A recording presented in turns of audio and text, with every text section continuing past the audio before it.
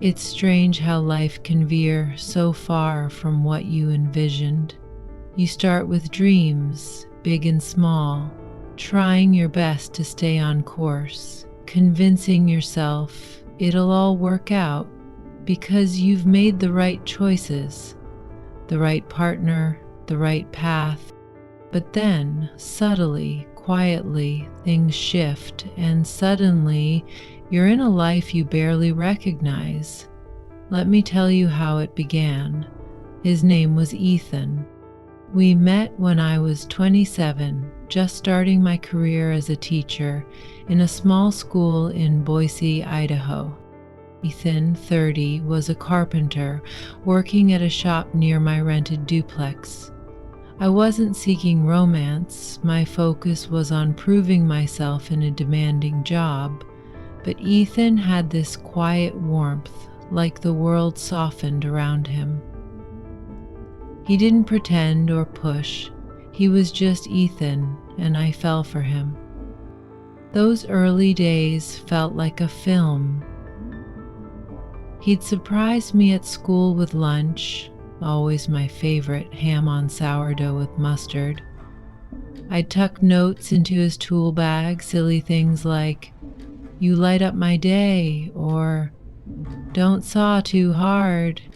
We couldn't keep our hands off each other, not just the passion, though that was electric, but the small gestures, his fingers lacing through mine on walks, the way he'd sweep my hair aside before kissing me. He made me feel seen. We married a year later, a simple ceremony in a meadow near the river, surrounded by a handful of loved ones. Under a pine tree, I gazed into his eyes as we vowed our forever, feeling like I'd won the lottery. For a while, it was everything I'd dreamed. We settled into a quaint house with a creaky back deck, just big enough for the family we hoped to grow. Ethan worked long hours at the shop while I graded papers late into the night. Money was tight, but we had each other, and that seemed enough. Yet life has a way of grinding you down. Long hours stretched into endless weeks, bills stacked up, and stress crept in. Ethan came home drained, too tired to chat, too tired to hold me like before. I told myself it was temporary, that we'd find our rhythm soon. For a time I believed it, but then the cracks appeared. At first it was subtle. He stopped bringing lunch to school. My notes went unnoticed in his tool bag. Days passed without real conversation. We became strangers in our own home. The bedroom revealed the deepest rift. Ethan had once been passionate, attentive, making me feel like the only woman alive, but that faded.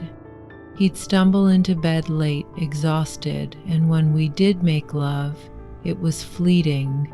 2 minutes, sometimes less. I tried to be patient, blaming his stress, hoping he'd return to me. Weeks became months, then years, and my hope withered. I remember the first time I cried about it, a quiet Wednesday night, tears soaking my pillow as the weight of our drift settled in. Ethan had fallen asleep on the couch again. I sat in bed, staring at the ceiling, feeling lonelier than I ever had. I wanted to shake him awake, scream, "Don't you see me? Don't you care?" But I didn't. I just switched off the light and cried myself to sleep. Marriage. They don't tell you how isolating it can be. You're supposed to be a team, but what happens when one of you stops playing? When the person who's meant to be your everything fades into the background? I held on as long as I could, telling myself love meant sacrifice, enduring the pain. But deep down I was starving for someone to look at me like Ethan once did, to remind me I was alive, desirable, worth something. That's when it happened, when I made the choice that changed everything. I'm not ready to dive into that yet, though. For now, I just want you to understand where I was coming from. It wasn't a sudden, cold betrayal of my husband. It grew from years of invisibility, of pleading for something he couldn't give. It was the desperate act of a woman aching to feel loved again, a love, I'd soon learn, that carried a cost. Temptation crept in softly, like a whisper on the breeze. For me, it arrived as David, an IT technician I met at the school in Boise where I taught. He wasn't a teacher or a student, just there to fix a network glitch in our wing. I wouldn't have noticed him if he hadn't spoken while waiting for his system to reboot. "You look like you've had a long day," he said, his warm smile cutting through the chatter of kids and hum of fluorescent lights. I laughed, more politely than genuinely. "Long shift," I replied, keeping my tone neutral. But David didn't let it drop. Over the next few weeks, he appeared everywhere. The cafeteria, the staff lounge, even the elevator. He had a knack for making small talk feel natural, like he truly cared about my answers. At first, I brushed it off as harmless flirting, nothing serious. But for me, it wasn't harmless. It started small. David brought me coffee on breaks, always black with a splash of cream, just how I liked it. He'd ask about my day, listen as I vented about grading papers or unruly students, and somehow coax a laugh out of me even when I felt drained. He made me feel seen in a way I hadn't in years, and that terrified me. I tried to pull back, to build a wall. I stopped eating in the cafeteria, opting for my car instead. I skipped the staff lounge, took the stairs to avoid the elevator. But David always found a way through. One day, after I dodged him for the third time that week, he cornered me in the hallway. "You're avoiding me," he said, his voice steady but curious. "Did I do something wrong?" I shook my head, avoiding his eyes. "It's not you, I need space, that's all." But David wasn't deterred. "Look, I don't know what's going on, and if I've overstepped, I'm sorry. I just like talking to you, that's all." I wanted to believe him, to think we could stay just friends, that the spark I felt didn't have to mean more. But deep down, I knew it wasn't that simple, not for me. Deep down, I knew the truth. I was in too deep. The first time it happened, it felt almost accidental, or so I told myself. We were working late, the school hushed in that eerie stillness. I sat in the staff lounge, grading papers, when David walked in. He didn't speak at first, just grabbed a water from the fridge and sat across from me. "You look tired," he said, his voice gentle. I nodded, not trusting my words. For a while we sat in silence. Then, unexpectedly, he reached across the table and took my hand. I should have pulled away, said something, anything, to stop it, but I didn't. I let his warmth seep into me, filling a void I hadn't even noticed. "It doesn't have to mean anything," he said, as if sensing my turmoil. "Sometimes people just need someone to lean on." But it did mean something. It meant everything. From that moment, my world shifted. I started finding excuses to stay late to be near David. We'd sneak away during breaks, stealing moments that felt like precious treasures. It was thrilling, terrifying, and for the first time in years I felt alive. Yet guilt shadowed me, inescapable. Every time I came home to Ethan, every time I kissed him goodnight, I felt like a monster. He didn't deserve this. He was a good man, kind, the type who'd move mountains for those he loved. But he wasn't enough for me anymore, and that truth shattered something inside. I tried to rationalize it, telling myself Ethan had failed me first, that he'd let our marriage crumble. Deep down, I knew that wasn't fair. He was trying his best, even if it fell short. One night, lying beside Ethan as his soft snores filled the room, I prayed for the first time in years. I prayed for strength, for clarity, for a sign I wasn't lost. Mostly, I prayed for Ethan, that he'd find his way back to me, become the man I'd fallen for, the one who'd made me feel seen, because I didn't want to be this person, a woman who cheated, who lied to the one constant in her life. I wanted to stop, to mend what was broken between us, but I didn't know how. So I kept pretending everything was fine, that I was still the loyal wife Ethan believed me to be. All the while I hoped, prayed that something would shift, that Ethan would change, that I could save us before it was too late. But the cracks in our marriage had widened, and I wasn't sure they could be repaired. When it finally happened, it wasn't planned, not consciously. Yet, if I'm honest, part of me saw it coming. You don't flirt with fire and expect to stay unscathed. David and I had been teetering on the edge for weeks. David and we. Stolen glances, lingering touches, the way he looked at me like I was the only woman alive. It was all building to this, and I let it. I wanted it.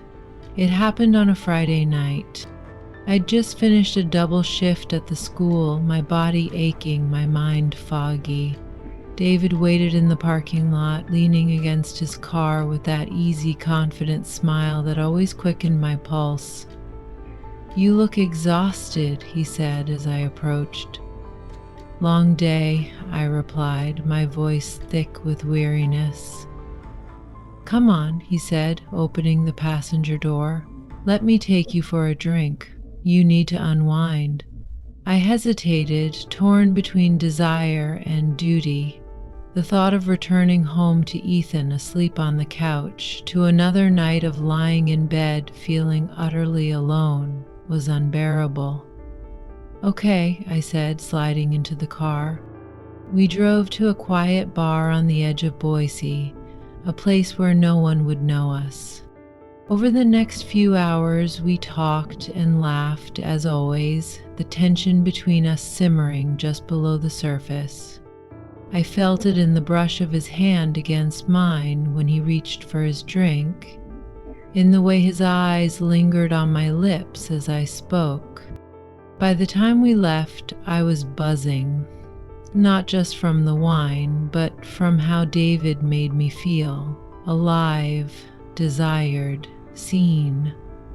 "I don't want to go home yet," I said, standing by his car, the cool night air wrapping around us. "Then don't," he replied, his voice low and inviting. I knew what he meant, what he offered. For the first time in years, I let myself say yes. We drove to a hotel a few miles away, the silence between us heavy with anticipation. My heart pounded as we entered the room, my body trembling with fear and excitement.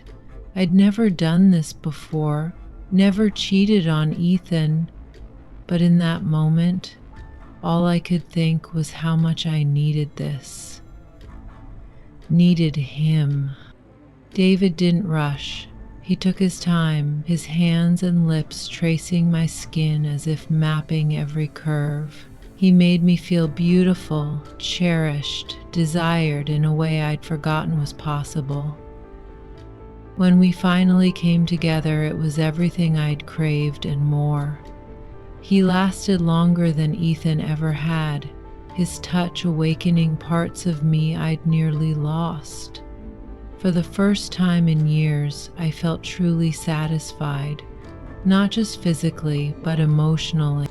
Afterward, tangled in the sheets, a strange mix of emotions washed over me: relief, guilt, sadness. I'd crossed a line I could never undo. Part of me regretted it, but another felt I'd reclaimed a piece of myself I'd buried. "You deserve to be happy," David said softly, his fingers tracing circles on my shoulder. "I don't know what I deserve anymore," I whispered.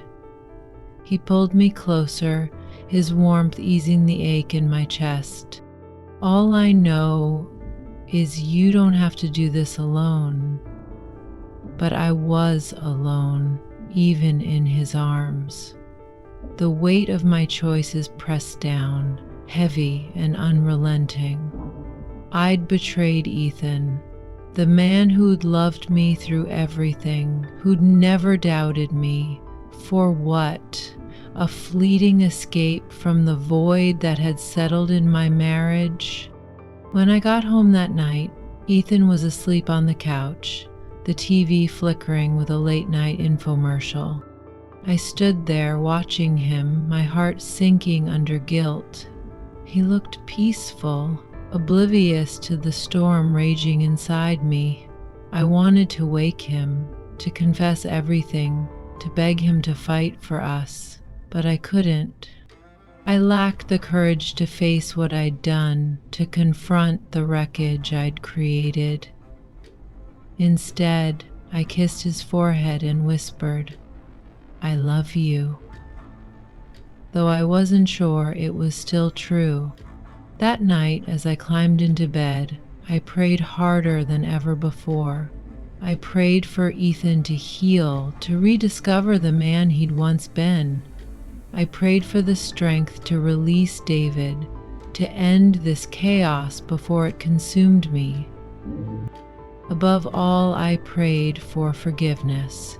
For Ethan, for David, for myself. The next morning, Ethan woke early and made breakfast. He didn't mention the night before, didn't ask where I'd been or why I'd slipped into bed so late. He just handed me scrambled eggs and toast, kissed my cheek, and acted as if nothing had shifted. But everything had. After that night with David, nothing felt the same. It wasn't just the guilt. It was how I began to see my life, my marriage, Ethan. I'd crossed an invisible line and I couldn't find my way back. David and I didn't stop after that first time. One night became 2, then 3, and soon we were meeting weekly. Each time I swore it'd be the last, that I'd muster the will to say no, but I always gave in. He made me feel things Ethan hadn't in years, not just in bed, but in every small gesture. He listened, touched me like I was something precious, took his time. With David, it wasn't only physical. It was about feeling wanted again. The way he held me, whispered my name, let me forget, if only briefly, that I was a wife. In those moments, I felt alive, yet the guilt never faded. It shadowed me home, sat with me at dinner, lay between Ethan and me in bed. Ethan, bless him, remained oblivious. He was still the kind, loving man I'd married, trying in his quiet way to make me happy. But his efforts, though sweet, deepened my guilt. He started coming to bed earlier, attempting intimacy more often, but it was always the same, quick, unsatisfying, over before I could catch my breath. I hid my disappointment, but he sensed it. "Did I do something wrong?" he asked one night after another lackluster try. I shook my head, forcing a smile. "No, of course not. You're perfect." But he wasn't, not in the way I needed, and his earnest attempts only made me feel more monstrous. David, though, was everything Ethan wasn't. He lasted longer, knew how to touch me, how to awaken feelings I'd thought were gone. He didn't just satisfy me physically, he reignited something deep within, making me feel whole, like a woman again. But the more time I spent with him, the more I realized this couldn't last. One afternoon, tangled in the sheets of yet another hotel room, David turned to me. "I wish I could keep you all to myself," he said. His words struck like a blow. "You know that's not possible," I replied, avoiding his gaze. "But what if it could be?" he pressed, his voice soft yet firm. "What if you left him? We could start over, just you and me." I sat up, pulling the sheet around me like a shield. "Don't do this, David. Don't make it harder than it already is." "I'm not trying to make it harder," David said, sitting up beside me. "I'm just saying what we both know. You're not happy with him." "Why?" "You haven't been for a long time. Why keep pretending?" "Because he's my husband.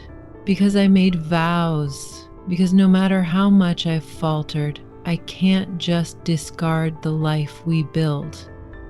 But I didn't say that. Instead, I shook my head.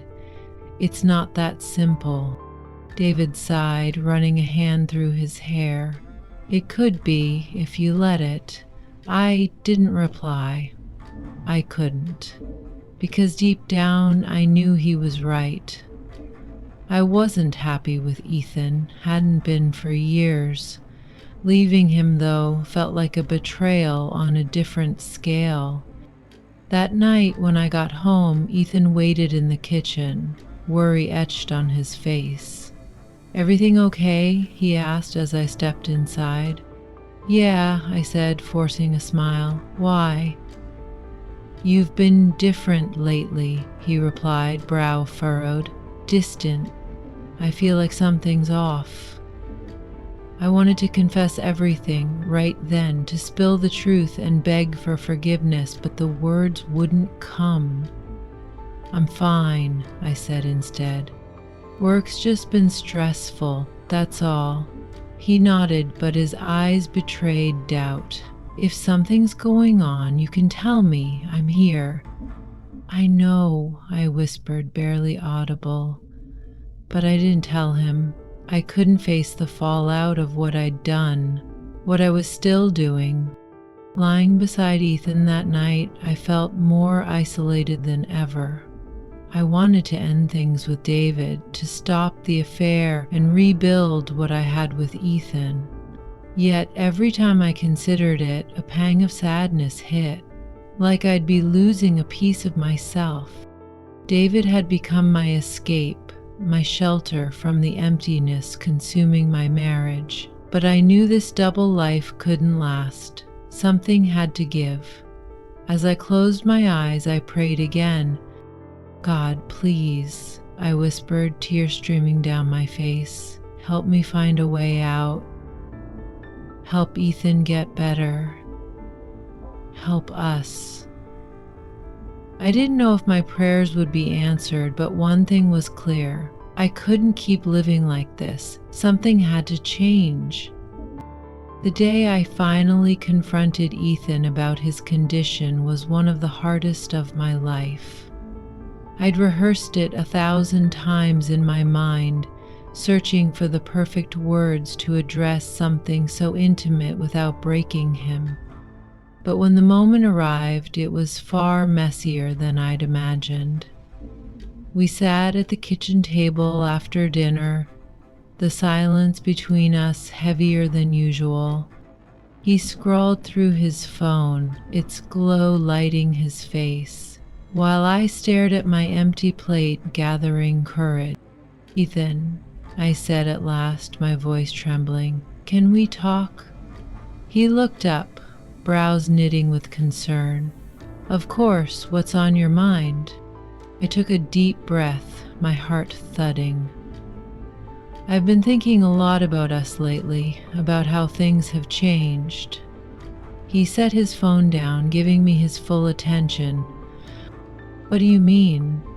I hesitated, fingers gripping the table's edge. "I mean in the bedroom."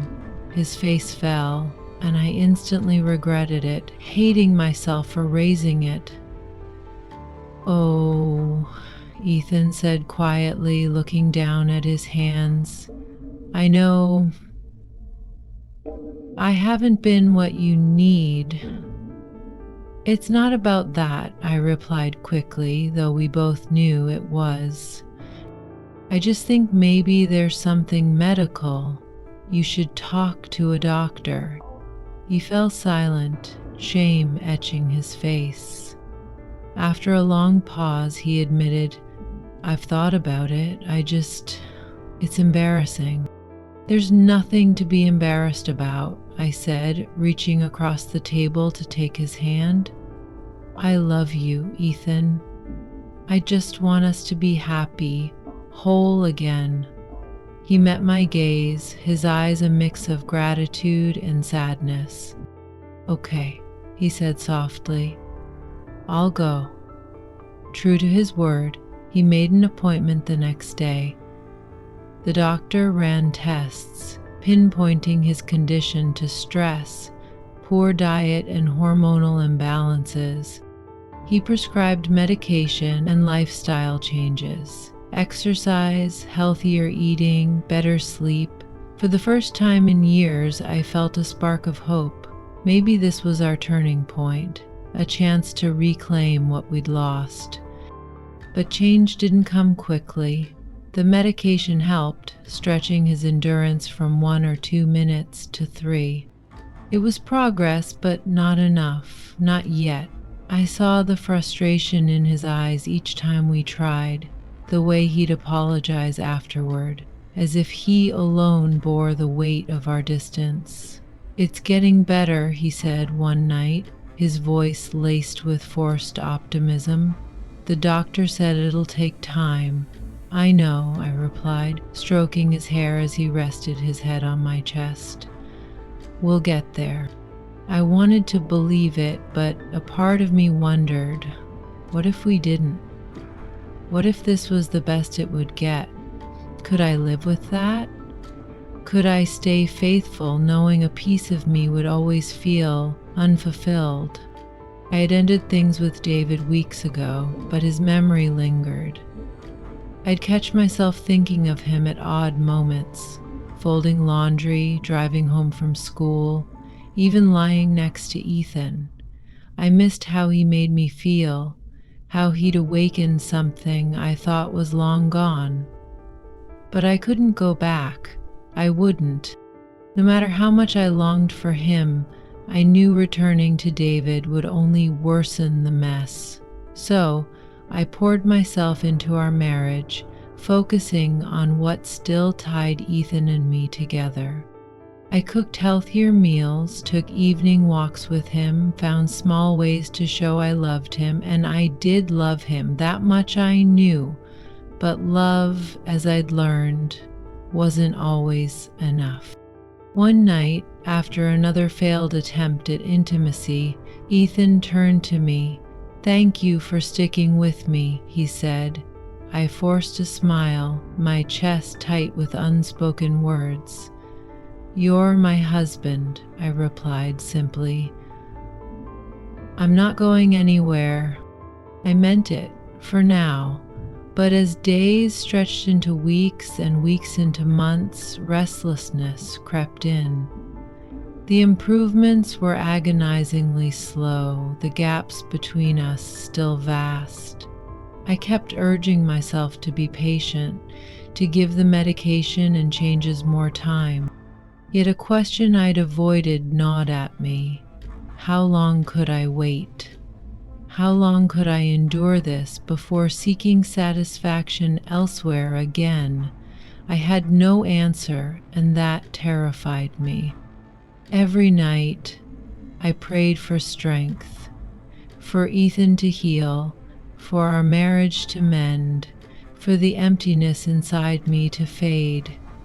But doubt lingered. I couldn't shake the feeling that this wasn't the end of my story, that another chapter loomed, one I wasn't sure I wanted to face. Lying in bed that night, staring at the ceiling, I whispered a silent prayer. "Please," I said, my voice barely audible, "help me stay, help me hold on." Deep down, though, I knew the future was uncertain. For the first time, I wasn't sure love would be enough.